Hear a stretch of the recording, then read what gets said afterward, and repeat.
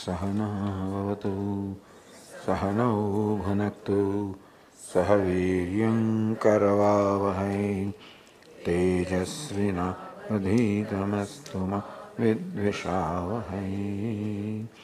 ॐ शान्ति शान्ति शान्तिः।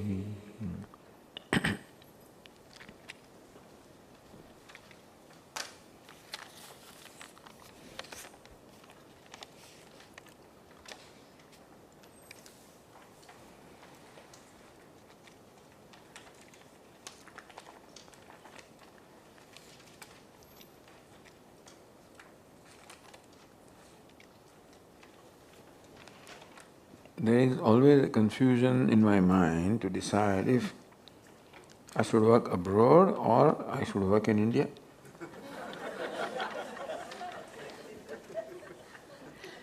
If I choose to go out of the country, I feel I'm not contributing to my country. So please shed some light in this view of the Vedas. In view of the Vedas. Vedas did not think of any abroad thing, those days. Some questions did not occur there, so they have not addressed them. Not possible to go abroad those days, I think. People were coming to India, but Indians also went, but generally speaking, travel across the ocean was prohibited. People didn't travel. How patriotism is to be viewed in light of Vedic wisdom. So first of all, whether to work in India or work abroad,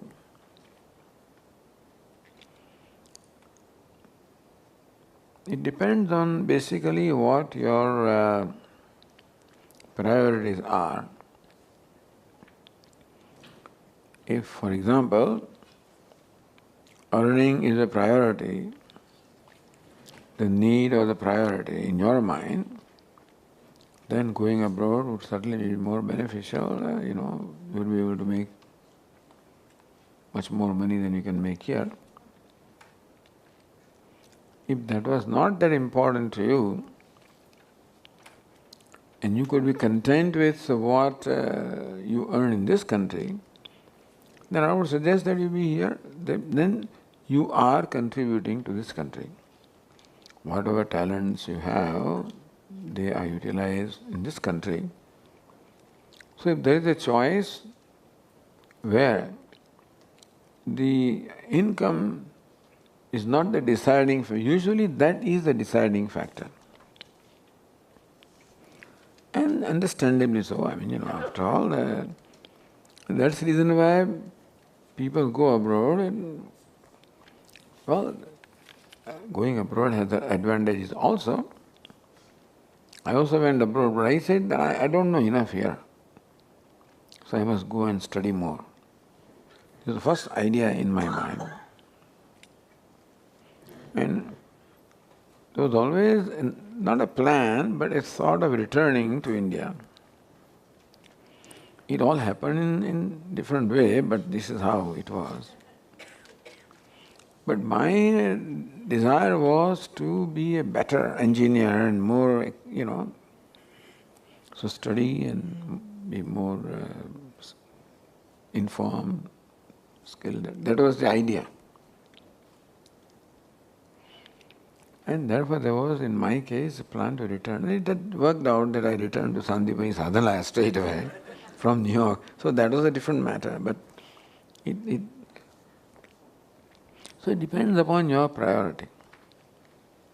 Patriotism means that you do what you can do to contribute for the well-being of this country. And therefore contributing your talent so that they help India in some way or the other to produce something better. So that would be preferable if income was not the criterion. But that is usually, there is nothing wrong in having income as criterion, in which case it's quite all right to go abroad, but it is certainly, if there is a choice, And if you have the opportunity here, it's desirable that your talents are employed in contributing to this country. So there cannot be a simple answer to this. It depends on what opportunity you have here, what opportunity you have there, etc., etc. How is patriotism to be viewed in light of Vedic wisdom?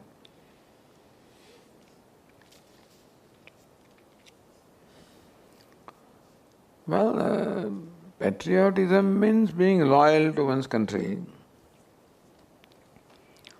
And not only just loyal, but also doing what one can do to help the country. So you don't need Vedic wisdom for that. It's Matrubhumi. And the Janani Janmabhumischa Swargatapi Gariyasi. In Ramayana, Lord Rama says to Lakshmana, Janani Janma, when they were in Lanka, even though it was a golden city, Janani Janmabhumischa Swargatapi Gariyasi. Rama remembered Ayodhya. Janani, he was missing both, and Janmabhumi. Swargatapi Gariyasi is even superior to Swarga or heaven. So that is what you feel. That's what ideally we should feel. So that kind of love and concern we should have for the motherland. Then, because we are born and raised in this land, and we look upon Bharat as Mata. Very nice Bharat Mata Stotra also. There is beautiful description of India as Mata, all the different anga of the mother, as described in that stotra. So head is Himalayas, feet are here, and then, so you see the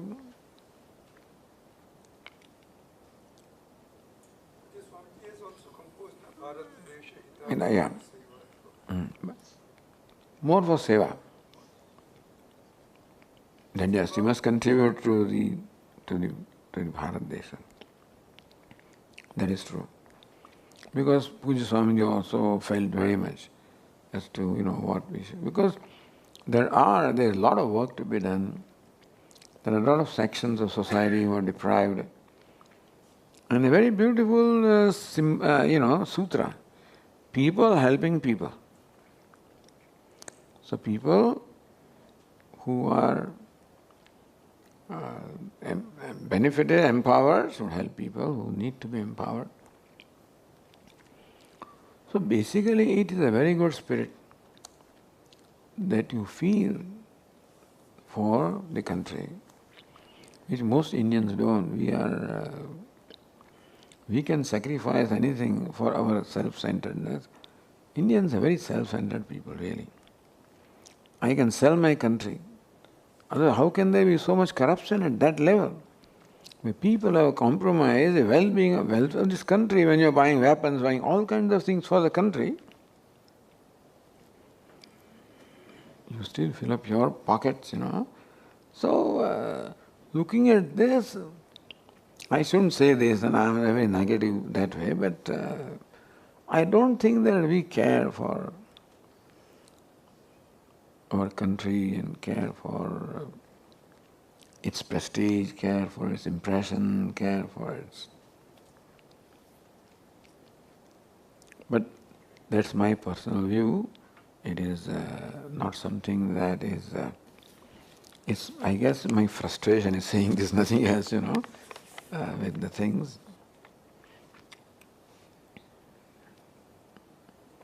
Because when I see people don't care for cleanliness, don't care for environment, don't care for neighbor, don't care for anybody, and dishonesty goes to the core. I'm sorry to say that an average Indian is a dishonest person. I mean, that is my conclusion, which is a very sad thing. And that is where the Western people, now then also it's changing, but basically, honesty was one of the important traits of the West, and hard work. But because of slavery, whatever happened to us somehow, the basic problem was deprivation. We did not have what we needed. It's deprivation that makes a person, grab because I need it. And then becomes a habit of grabbing. So whatever reasons are there, but this is what... so we have to be,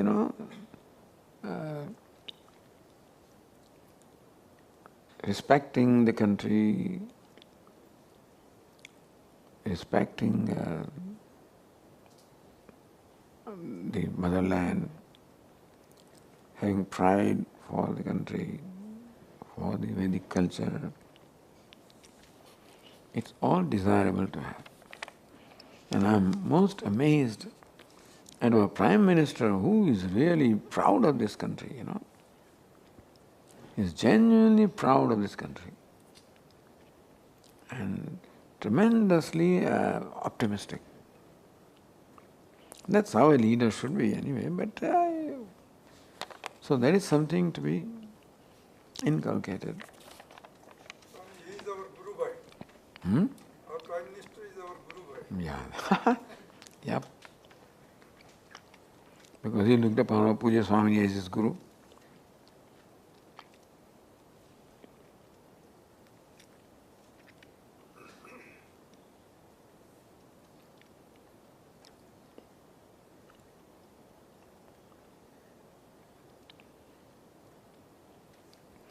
The Shastras guide us that the mortal remains of one's body is to be returned to the Panchabhutas in the form of burial or cremation.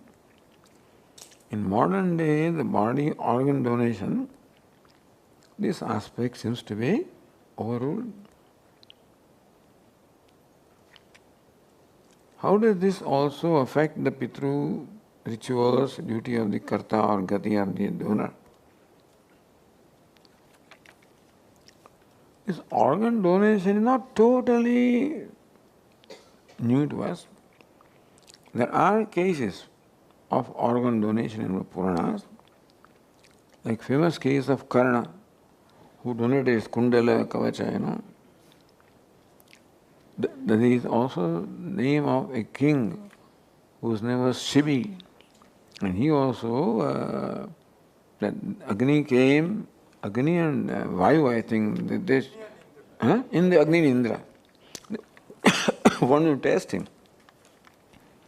And so Agni took a form of one bird and then they were just chasing. So he's killing me, please help me, because he wants to eat. So then Shibi even gave from his own thighs the meat to feed that bird. So there is also in, I think in Mahabharata perhaps when the Pandavas were traveling, one place when there was a Rakshasa who needed, every day some sacrifice. So there also, Bakasura no. Bakasura is in Lord Krishna's thing, but somebody, I don't know if it was Bakasura, but could be. So there also Bhimsen etc. was ready, to offer himself. So there are a few cases of donation of organs in our Puranas. Dadichi, of course, he gave his own, that's right, that's most brilliant example of Dadichi, who gave his own whole body. We have down south, we have Kannappa Nayanar, who is supposed to have given his eyes to Shiva. And he placed it with his foot because he no longer had eyes. He used his foot to locate the Lord Vishnu also is said to have given the eyes as part of the Archana to Lord Shiva. But this must be there, I'm sure, the devotee. But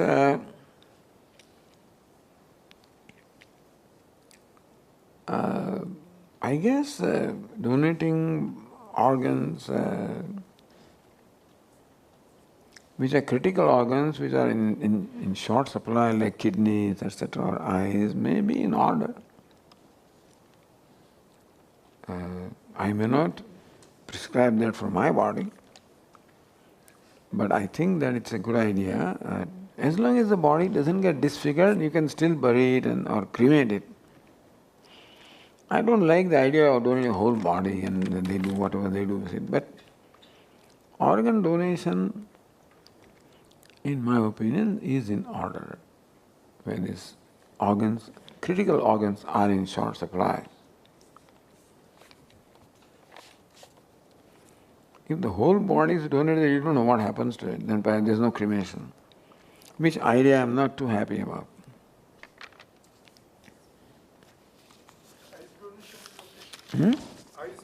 Eyes, kidney, etc. Eyes are done very commonly donated. Yeah.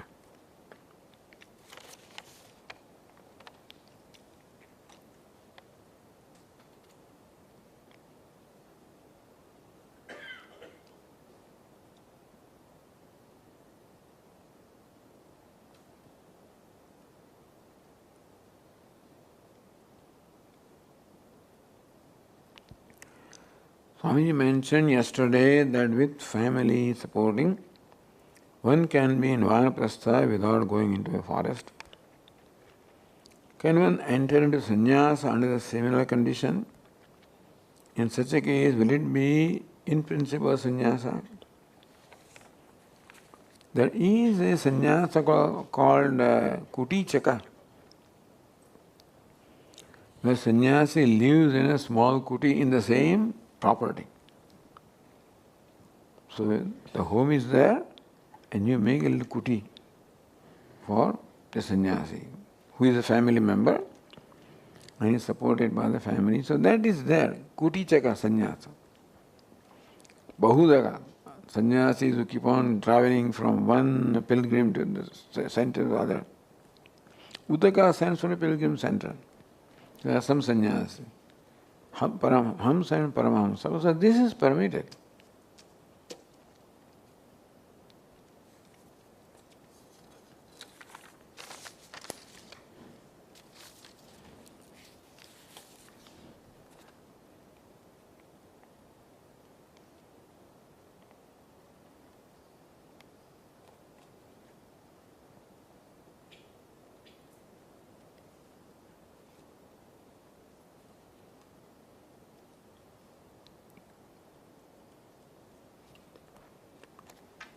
If one fails to confront a wrongdoer due to fear of retribution, can that be equated to Arjuna wanting to run away from the battlefield under the pretense of saving his relatives?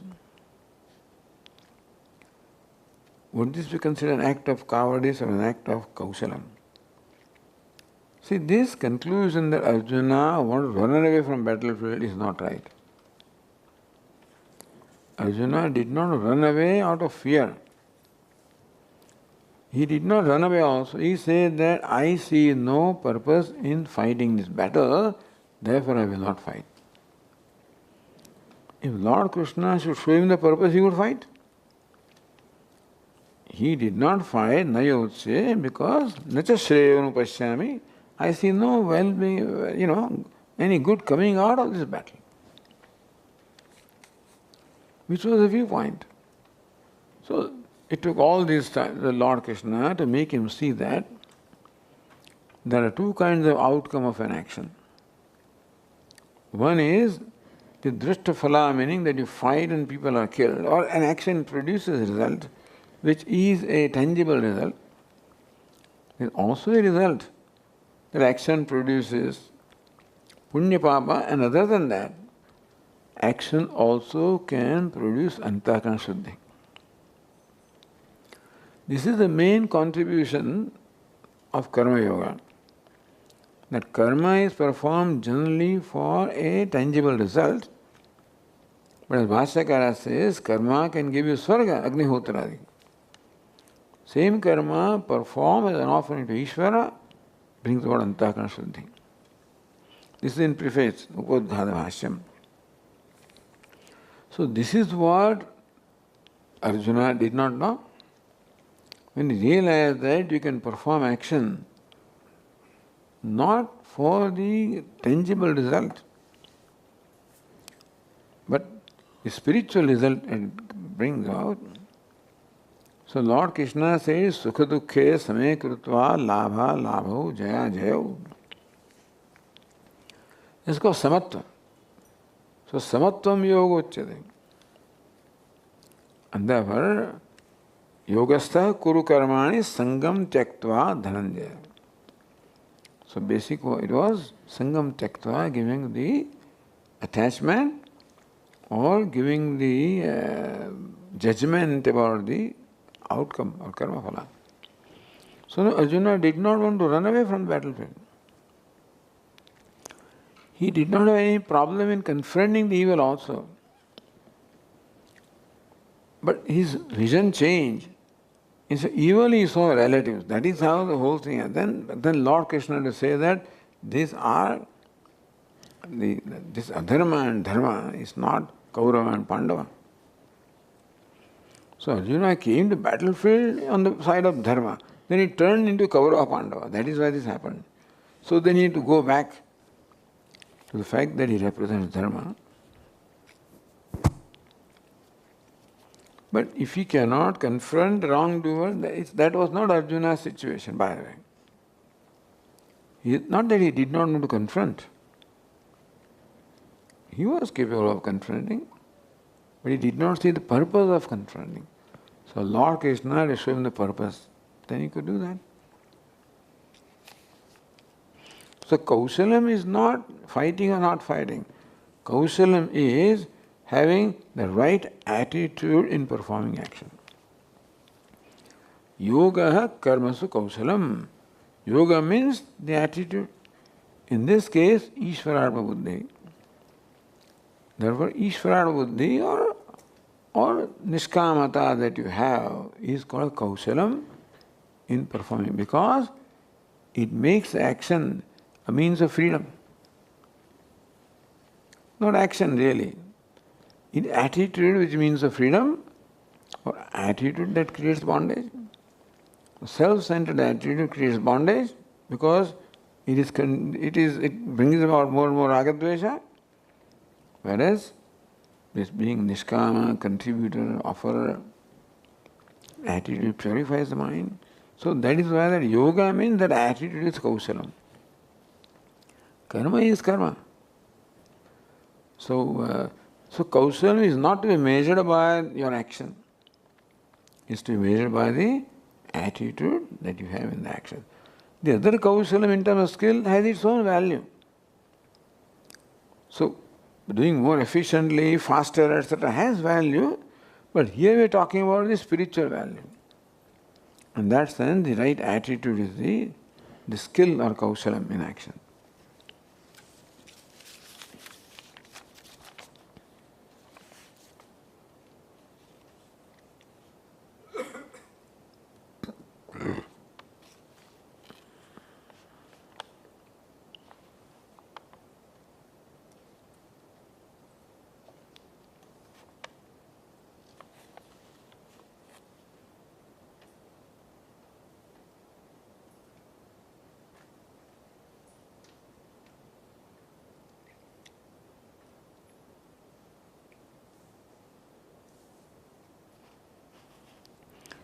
In the mantras 9, 10 and 11, there is the mention of upasana but no mention of karma. So vidyam cha avidyam cha yastad veda ubhayam saha avidya mrityum tirtva vidyaya amrutamashnate. That is the reason why the word avidya is interpreted as karma. We said in the class that karma is the result of ignorance. Ignorance creates desire, desire creates karma. Therefore, the avidya which is cause, that's the word used for effect. Karma is effect, so it is not uncommon to use the word denoting cause to indicate effect. So even though the word karma is not used, avidya means karma, so it is used. So, avidya and vidya are not ignorance and knowledge. Karma and upasana.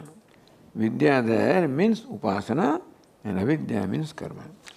So not knowledge and ignorance in that sense as the question is.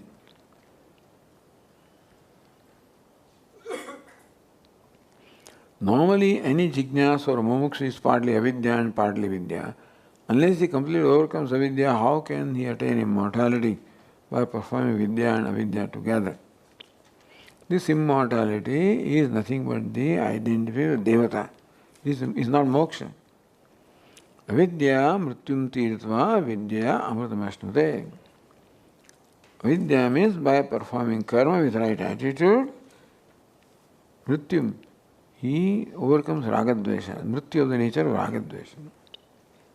With that mind, when he performs upasana, he gains the place in the Devaloka.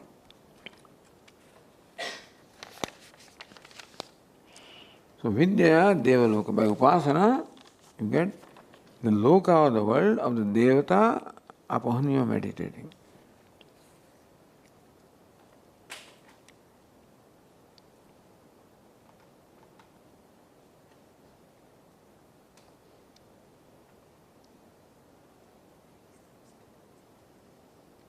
Just a suggestion. It would be helpful to have an exam or questionnaire at the end of every session so that we can evaluate ourselves how well we understood the Upanishad or Gita material concepts. It's a good idea, I guess, but it requires effort on my part, you see. Setting up an exam paper and then examining and correcting and whatever it is. It's just, I guess, my laziness that we are not following this step. But truly speaking, we are talking to people who are mature and self-responsible. So that way you become your own examiner. You are, I'm sure. The fact that you are saying that there should be examination, that means that you are an examiner of your own as to how we understand the concept. But perhaps that is okay. I think at the end of the retreat, if there is a question paper and there are answers and things, it would have a certain purpose to serve, no doubt. But since we have never given exams, we don't take exams, They can give summary every day. His guru, that is what he used to do that, Swami Brahmatmananda. Swami, Yes. if you're going to have a test, please make it open class notes. So that we can use your notes and write. It's called open book examination. There are open, you would like that, isn't it? Open book examination. Usually open book examinations are tough. So open book examinations are tough. And I don't know that she knows or not. That's why I'm asking. That you like open book examination, you have to keep, because book is open, that's how they ask you. Books are closed, then they give you some benefit. Books are open, yes sir. On our website, arshavilas.in, there are quiz on Bhagavad Gita, Upanishads and Brahma Sutra. There will be 25 questions each. And there are multiple choice questions. So those who want to test their skills, they can check in our website. So, yes, Avinashalingam, that they have a website where these things are there. I know that Chinmaya Mission, they may still have the correspondence course for 1 year. They would send you material, I think, every week or something. And then at the end of the year, there is examination, and they give you a certificate. People are proud to say, I passed that test. So that was a very clever way of making people feel involved and feel accomplished, So Bada Swami just set up. It may still be that, I don't know, Chinmaya Mission may still have a correspondence course. What is it?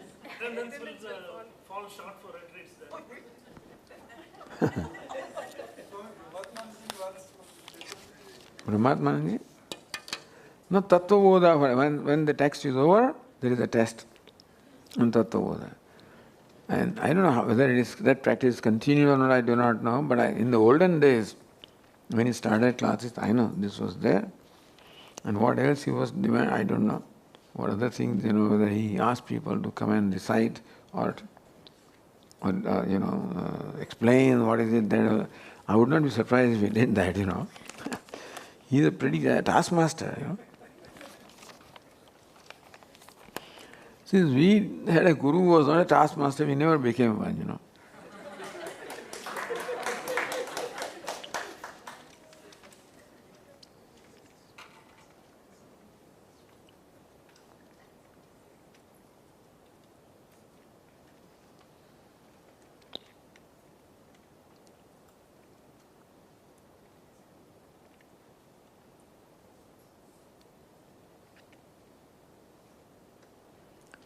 Swamiji mentioned the other day that while there is death, there is no cessation of existence.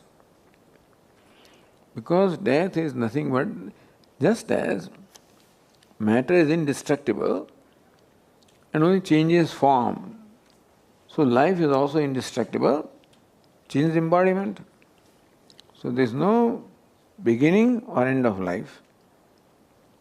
It changes the embodiment from one to the other. In that sense, there is no cessation of existence. Of this body, yes, but not of the Jivatma, who transmigrated from one embodiment to the other. But the next part of the question, in this context, how do we understand the Upanishad Vakyam?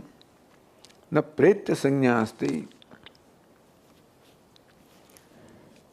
Many of you may not know, but this is a statement of sage Yajnavalkya teaching Maitreyi, and na pretya sanya asti.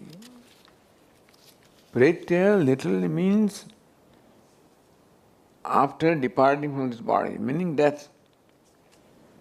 So after death there is no sanya. Sanya means no consciousness. This is how Maitreyi understood. After death, there is no consciousness, that means there is no Atma. Therefore, Atma does not continue to exist after death. And Jesus, sir, you have totally confused me by this statement. So far I understood from your teaching that Atma is immortal. And now you are saying that after death there is no consciousness. So Sri Jagana says, when I say no consciousness, that means that no consciousness as an individual. That I am Maitreyi. Not there is no consciousness, the sanya asti. The sanya, the name, the nomenclature is no more there. Maitreyi thought that there is no consciousness, Atma after death, there is no consciousness. There is no particular consciousness arising from identifying with the body. And death, that does not mean the death of the body, it means dying to the body is becoming free from identification of the body. Otherwise, real death doesn't take place. But real death takes place for a wise person who is free from the identification of the body. That's what Yajnavalkya meant. That for a wise person who is free from identification, sanya, that I am so and so, no more remains. That so and so arises from identification of the body. And that is called pretya when it is not. So pretya is the word used in Upanishad. Pretya asmal lokat amrita bhavanti. Asmal lokat pretya, meaning that giving up identification of this body, become immortal. We recognize that you are immortal. So this statement is not in reference to death, the pretya sanyasi. It is applicable only to a vidwan or to any human being. Pretya sanya nasti only applies to a wise person. Pretya means having departed from the body. Now that means having become free from the identification of the body. Otherwise you depart from one body and enter another body. But you depart from the body once and for all when you become free from identification. For the wise person then, no sanya or no sense of I am so and so. That I am so and so arises from identification. So he doesn't have that sanya anymore. That's what Sage Yajnavalkya meant.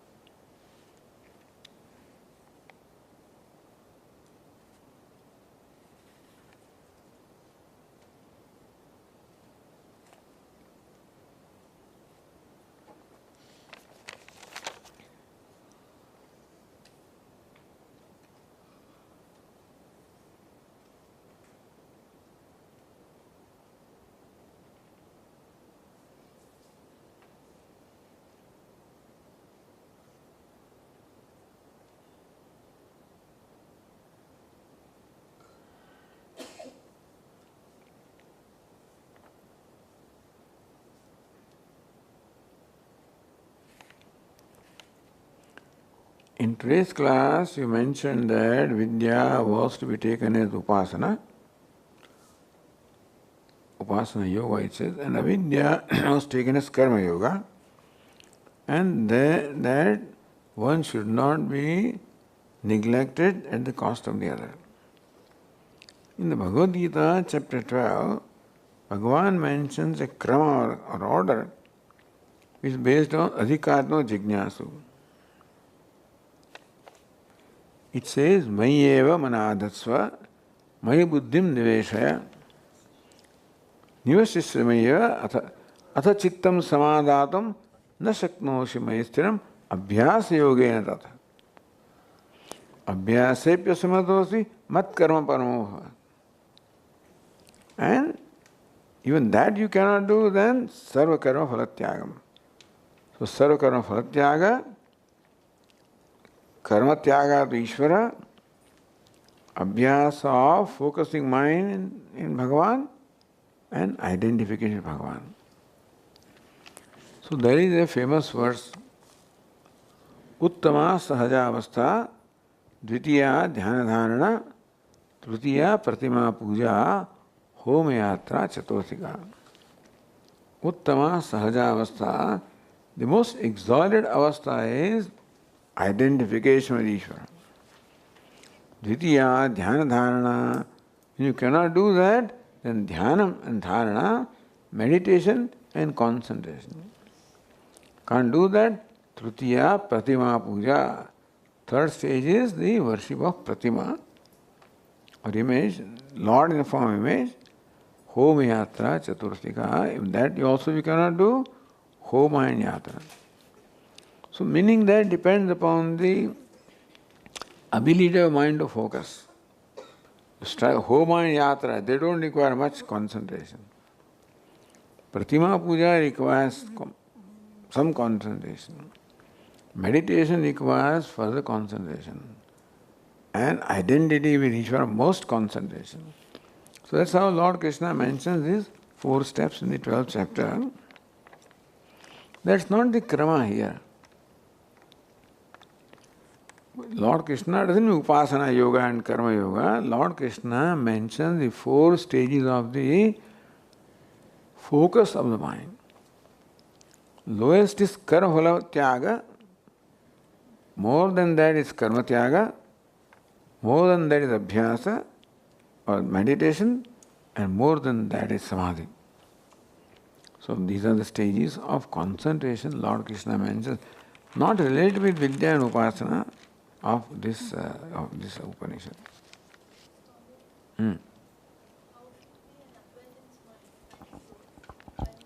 One minute, here, there, at Taripasha.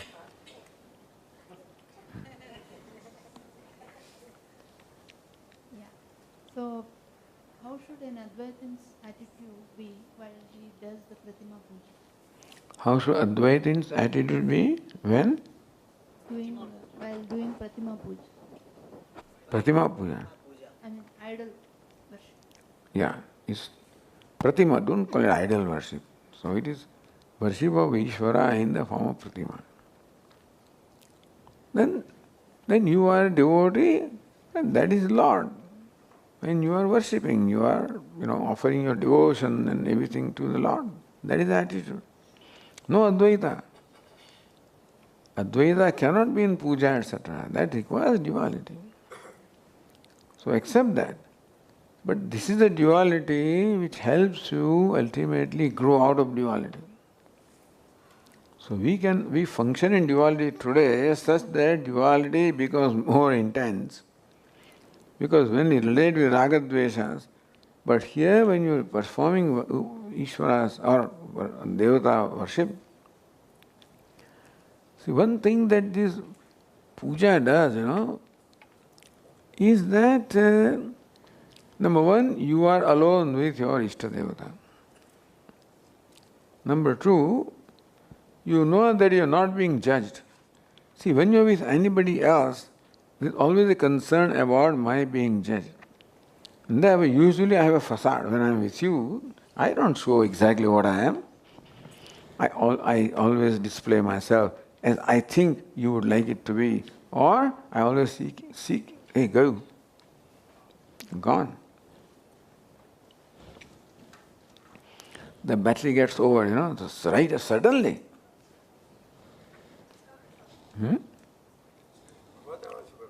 You hear, but I don't hear.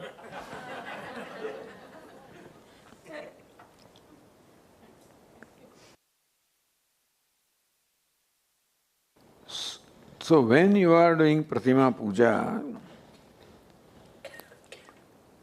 the advantage is that you know that you are not being judged by, say if it is Lord Krishna, always smiling. Whether you offer him food with lot of salt, he continues to smile. Meaning that he is a non-demanding Lord. You know that you are accepted here. You are not judged. You are safe and secure. Therefore, you can be what you are without any pretension. We are not.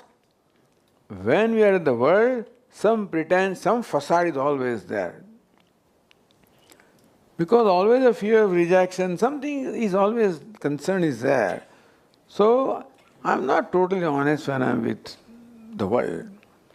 There I am honest because I know he is smiling. He accepts me as I am. I don't have to pretend. That's the reason why in the puja, you have a frame of mind where you are as you are, with sense of acceptance, security. So that is when your devotion also is an opportunity to manifest. So no non-duality business in puja. The puja means worship, that's all. You don't bring Advaita everywhere. Where it is to be brought, then you bring.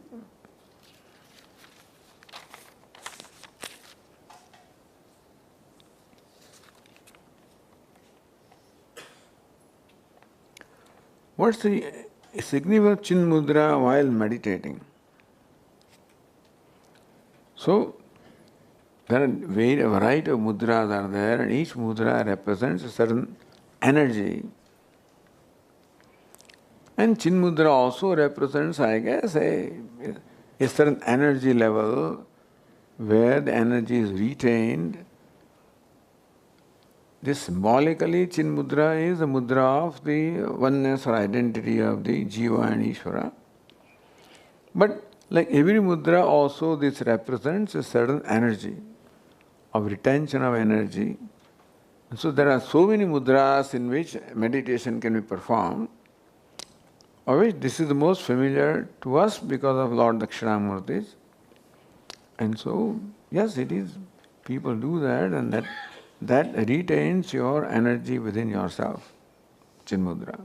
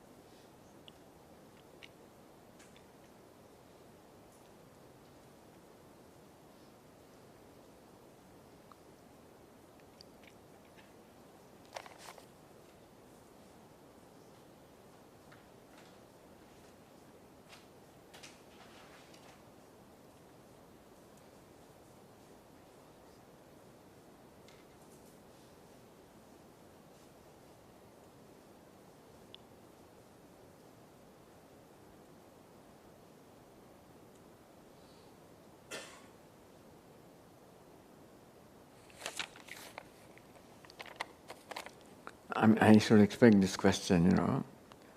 I am in the process of abiding in the Advaita truth that everything is Brahman and Ishvara, and myself is no other than that. When I see you in the Dakshinamurti temple, I wonder when I see you sitting there for the full puja and bowing down to Dakshinamurti. Now here gives me benefit of doubt. It seems to me like Ishvara bowing down to Ishvara. I like to hear that. So I am curious to know what your bhava is when you are bowing. My bhava is one of a devotee. When I am sitting there for puja, I am a devotee of the Lord. And when I bow down also, there is no Advaita. In puja, there is the bhava of worship. And so, meaning that I enjoy doing that, and I guess there is definitely some benefit of doing it, so that's why. So no, there is no Advaita bhava. When I am bowing down, I bow down as a devotee would bow down before the Lord. It seems to me that realizing moksha or swarupa jnanam is a gradual process with abiding the knowledge, but some of the realized souls indicated the date of their enlightenment, day and place. Famous example is Buddha. So is it a gradual process or sudden process? So this is also, many people have reported, some all of a sudden some realization coming, which I don't deny, but it is a process of growth. If something comes suddenly, it is good, but it can go away also suddenly. But here we look upon this as a process of self-growth, of antahkarana shuddhi and knowledge and abidance in knowledge. So, it is not something that does not mean that someone cannot have an experience. Someone cannot have that, depending on the past samskaras also. It's likely that your past samskaras may, which are waiting due to some obstacles within you, when that is gone, it may just show up. So there is a famous story of Ramana Maharshi at the age of 16, all of a sudden. So we would say that this is what was there in the past, waiting to express itself, and whatever obstacle, whatever was there, so during that 16 years, that obstacle, some karma had to be experienced, that is done.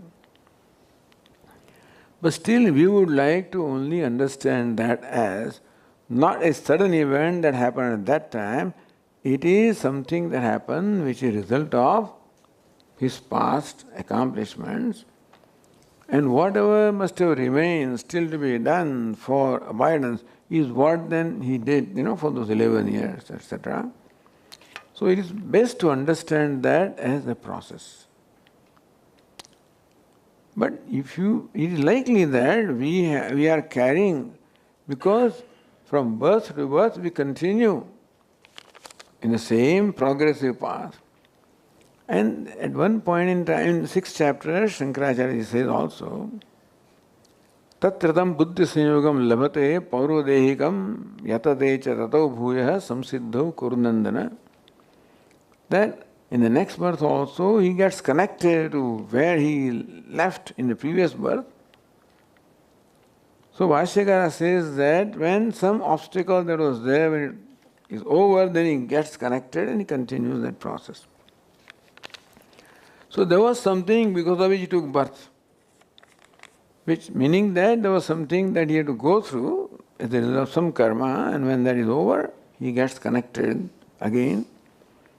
So this is how we would, Buddha, the Bodhisattva avatars are well known. Bodhisattva, there are stories of the many past avatars of Gautam Buddha. They are called Bodhisattva.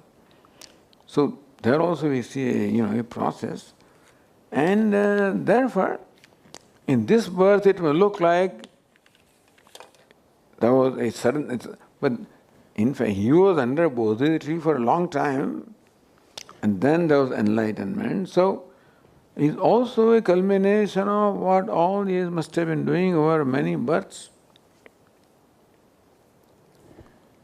In case there is something like that, it's also a result of something that has been done which was waiting and which was obstructed for some reason. And therefore it is possible that one can have an experience. Says here, some people claim that I got enlightened at 4:30 on this Friday, on this day. There are people who say that. And they celebrate it, it's every year, etc. Could be that at that point in time that there was some experience or which must be the result of again what has been done in the past. It cannot suddenly come without any reason. Reason was there and yes. Swamiji, if we say we are experiencing something, then again I am objectifying that and I cannot objectify. Swamiji, sorry. If I say that I am experiencing something, then it is again I am objectifying Atman, and which is not Advaita. So please, I am sorry. Right. No, whatever you are experiencing is not Atman, you are experiencing a given state of mind. And therefore it is possible that you have a given exalted state of mind, a pure state of mind, which is what you experience. And that may be a precursor of ultimately, leading you to self-knowledge. So not that experiences do not take place. All we can say is that the knowledge of self is not an experience, it's a recognition. It can be preceded or followed by experiences.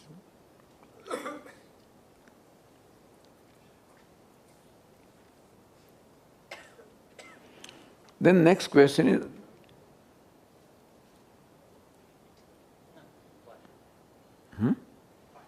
Oh, okay. So yogis indicated realization related to raising of Kundalini and to Sahasrara Chakra. That also is there. That is the Hatha Yoga or Kundalini Yoga, where the Hatha yogis use their power of the mind for concentration, and so that is also definitely a path of experiencing. That is definitely part of experiencing of bliss. And whether that should equate to moksha or not is one's own thing, but this is there. There is something called Kundalini Yoga, where Kundalini does rise, and at progressive level there are experiences. We won't deny that.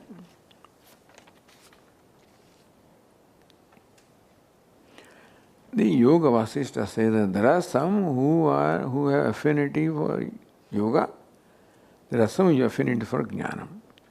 So Yoga Vasishtha very clearly says that.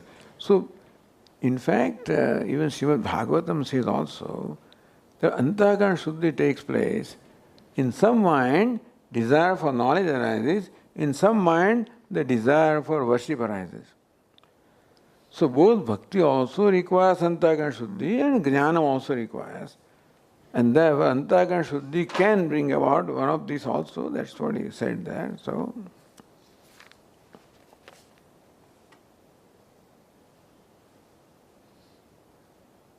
What if there is both? What if there is both? there is both. The desire for devotion as well as desire for... Good, they are there.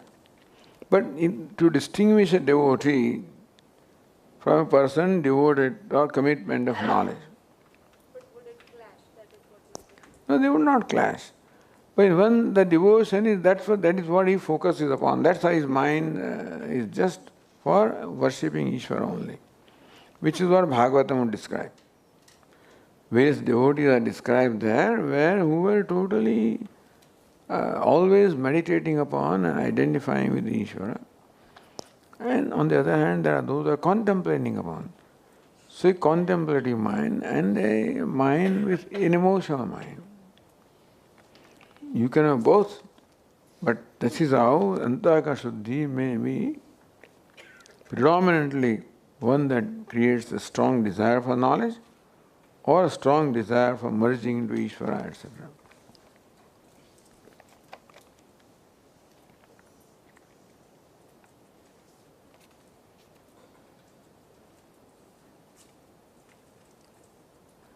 Ramakrishna used to say that meditation techniques are like rubber toys for infants that don't have teeth. Could this statement be connected to what we have discussed today in the morning class? That since meditation is a mental worship, it still involves the doer, or do you think that there are some other reasons regarding this statement?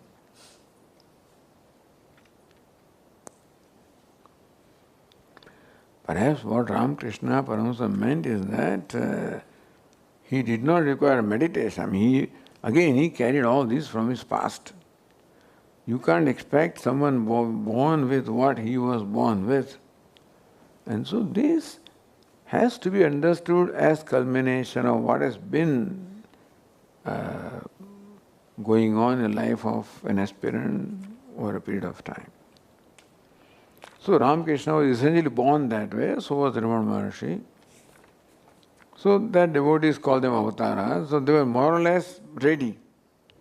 And since meditation is mental worship, it still involves the doer, so do you think that some other reasons about statement of Ramakrishna? I guess Ramakrishna meant that you don't need any technique. He did not need any technique. He just right away went to Samadhi, was absorbed. So he was at a point where he did not need any technique. That does not mean that others do not need a method or technique. But that you have to ultimately, grow into that level. That is perhaps what he meant there.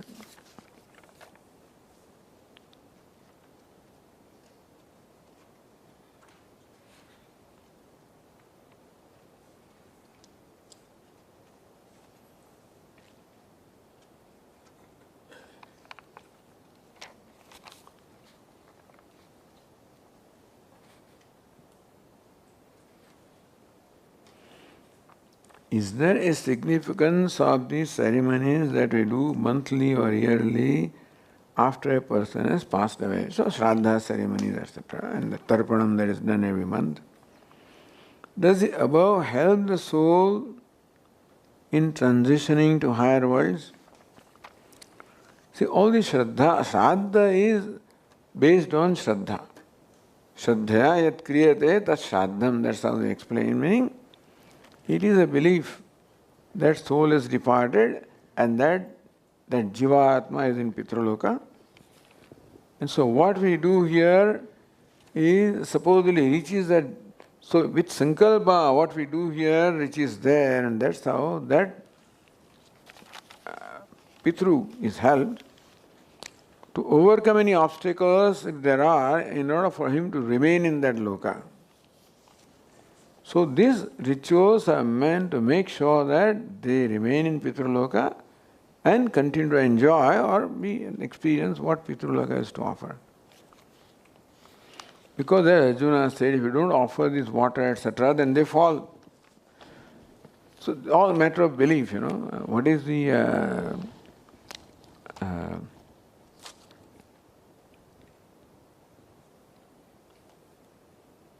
Pradushandi kulastriya strishu dushta shuvarshne jayate vana sankaro narakaya kulagnanam kulascha patanti pitaro hesham lupta pindo udaka kriya. If pinda udaka kriya is not there, then the thing is that the pitrus will fall down. So this pinda, etc. is done to make sure that they remain in Pitraloka. This is all matter of belief. Most other than Hindus, Vedikas, nobody has any, because most people don't believe in next birth anyway. But here also, Jains and many others, they don't do these things. And in India also now, very few people do the Shraddha, etc. Most people lost Shraddha in those things. But it's a matter of, if nothing else, it's a good karma, sat karma. But what Swami, if the soul has already left, doesn't matter. Then, because Sat Karma is done, there is a Punya Karma. If they don't get it, you will get it. So somebody will certainly get the benefit of that. So if you have Shraddha, please do it. That's all I can say. To incur papa or bad karma if you don't do it. If you know you should do it and still don't do it, perhaps. If you did not know, then perhaps it may not matter,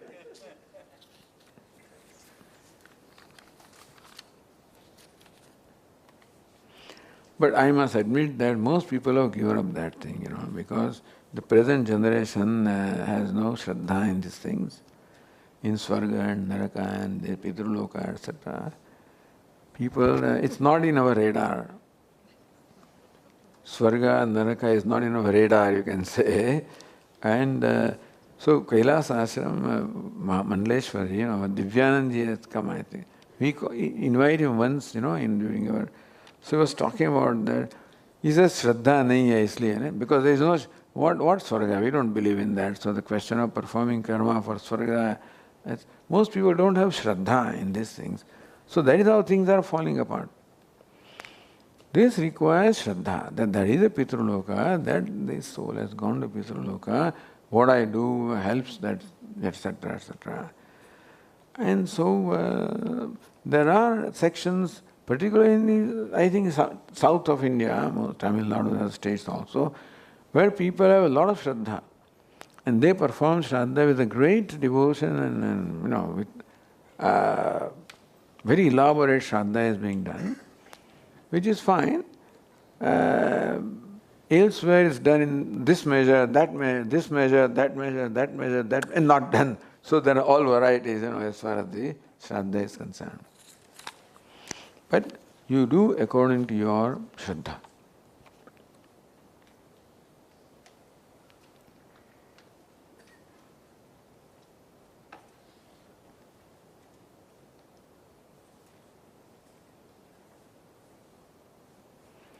We say human beings have this unique faculty of free will or ability to choose. This distinguishes them from animals. But these days, we see some pets, especially dogs, having emotions like jealousy, possessiveness. At times they also choose not to obey the orders. What is this phenomenon? As I said, he must have lived with you a long time, So must have imbibed some qualities of human beings, emotions. So we can influence. If a living being lives for a long time, I guess the potential, maybe the emotional potential may be there, and that is what is invoked, because you keep on expressing your emotions, and that is how emotions in the pet also perhaps are invoked. So it is possible. Really speaking, when we compare ourselves with animals, etc., more than anything else, we want to show how a human being enjoys this unique faculty. But then, there is no reason to say that they don't have it. The reason why I give example of an animal is to just understand the difference between choice and that does not mean there is no animal, there is no choice, etc. There are animals also emotions to a certain extent. They have memory to a very little extent, and then they forget who is mother and who is son and who is that. All emotions, when the child is born, so their mother has emotions. Once they grow up, then that is no more there. And that is how it should be there. You can't survive otherwise. If a female lion has emotions whole life, she'll be worried about this thing, when it is not. But then that's it, they're gone. Then they can live their life as they are supposed to live. Forest living requires that. Otherwise there is attachment, memory, I am missing him, and that kind of stuff doesn't work there, So it is good, what they have is good for them. It's better they don't have choices, they don't have those kind of emotions. Otherwise they cannot survive there. That doesn't, we don't want to prove that they don't have emotions. But generally this is observation. There could be exception, I don't know. But saying that human being has free will is not to deny free will elsewhere. This is just to say it by comparison to show how we are different, how, for example, like a sparrow has not learned how to build houses, Same thing keeps on doing for hundreds of years, has not learned. Cow has not learned, keeps on eating raw grass. If I were there, I would cook the grass, spice the grass also. Nothing has happened there, Human beings would do that. So that way that observation leads us to believe that, they are already programmed to do what they need to do. And when program is no free will. Free will means that we are not totally programmed. Where others, they make choices according to nature, that is why we say they don't have free will. They don't need it, put it this way, because they are programmed and nature has provided them. They make the choice that is required. So put some grass and a piece of meat, cow will not eat meat. And if you put that before a dog, he will eat meat and not grass. So they follow their instinct. That's the general observation. There can be always exceptions. Why my dog is like this? There are lots of exceptions are there. There was a dog in Nasik, every Ekadashi would observe fast and stuff like that. So there are exceptional things. Likely that some souls are born that way, but generally this is the general rule. Okay. Tomorrow's class schedule, Swamiji has told. So tomorrow morning we'll have a class at 9 a.m. Gita class, and 10:30 will be tea, right by the lecture hall. You don't have to go anywhere. And 11 o'clock will be Swamiji's class, followed by conclusion of the camp. Is that clear? So right now our camp booklet says 11:15 to 12:15 instead of 11 to 12 tomorrow, so that we have some time available. If his Swamiji says some people want to, that seems to be. Meditation is on. The only change is 9 a.m. I will be doing the class, and Swamiji's class will be at 11:15 a.m. Sorry, 11 a.m. 11 a.m. 11 a.m. And tea is 10:30 right here by the lecture hall. So if some people want to express, their opinion or feelings, then there is time available before lunch. So that is why class is advanced to 11 a.m. The tea will be advanced to 10:30, and so you won't be late for lunch, hopefully, That's the idea.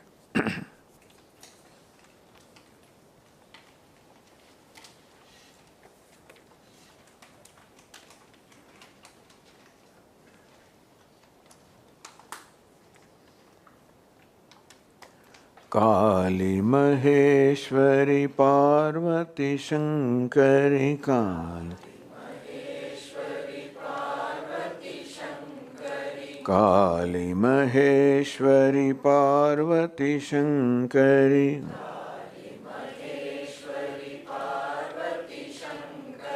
Sharanam Sharanam Sharanam Ma Sharanam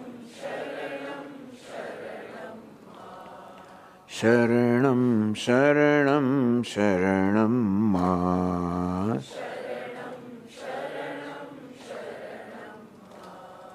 Kali Maheshwari Parvati Shankari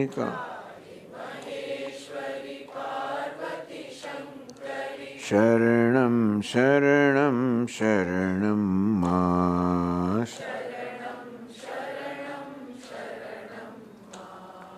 Durgati Nashini Durga Jai Jai Durgati Nashini Durga Jai Jai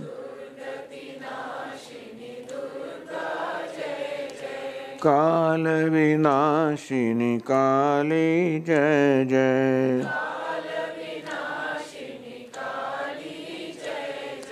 Kala Vinashini Kali Jai Jai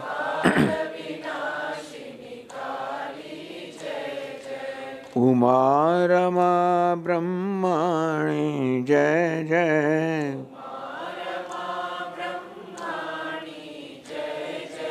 Uma Rama Brahmani जय जय। राधा सीता रुक्मिणी जय जय।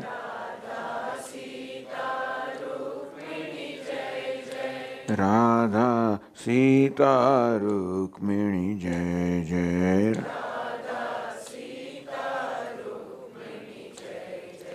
काली महेश्वरी पार्वती शंकरी।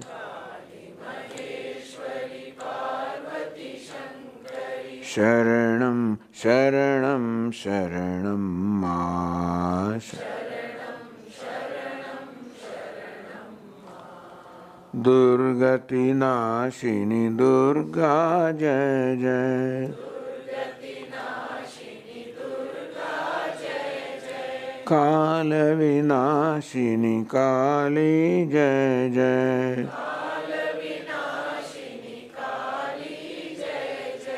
उमा रमा ब्रह्माणी जय जय।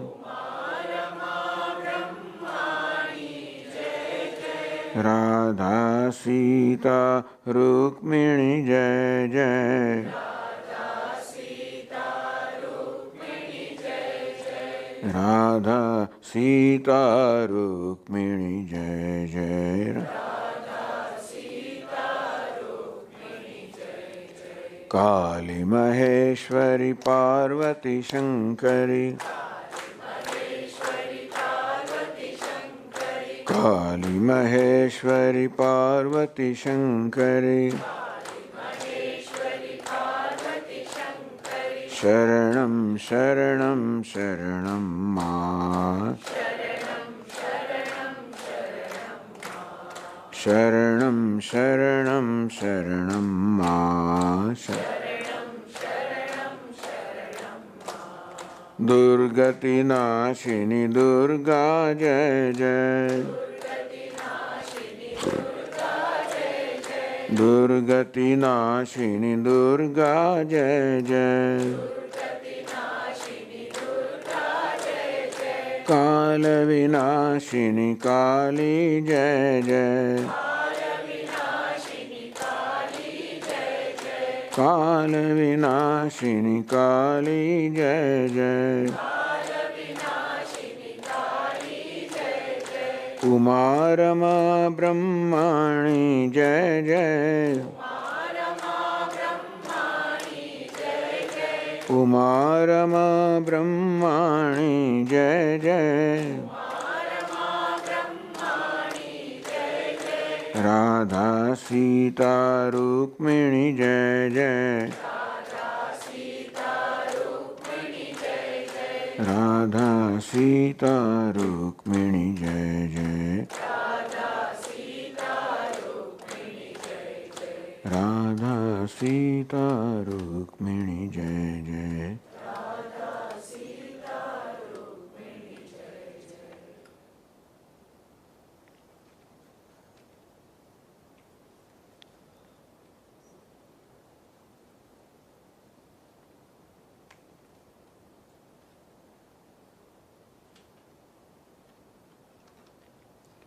ओम सर्वे भवन्तु सुखिनः। सर्वे सन्तु निरामयाः। सर्वे भद्राणि पश्यन्तु मा कश्चित् दुःखभाग् भवेत्। असतो मा सद्गमय तमसो मा ज्योतिर्गमय मृत्योर्मा अमृतङ्गमय। ॐ पूर्णमदः पूर्णमिदं पूर्णात् पूर्णमुदच्यते पूर्णस्य पूर्णमादाय पूर्णमेवावशिष्यते। ॐ शान्ति शान्ति शान्तिः। हरि ओम। श्री गुरुभ्यो नमः। हरि ओम।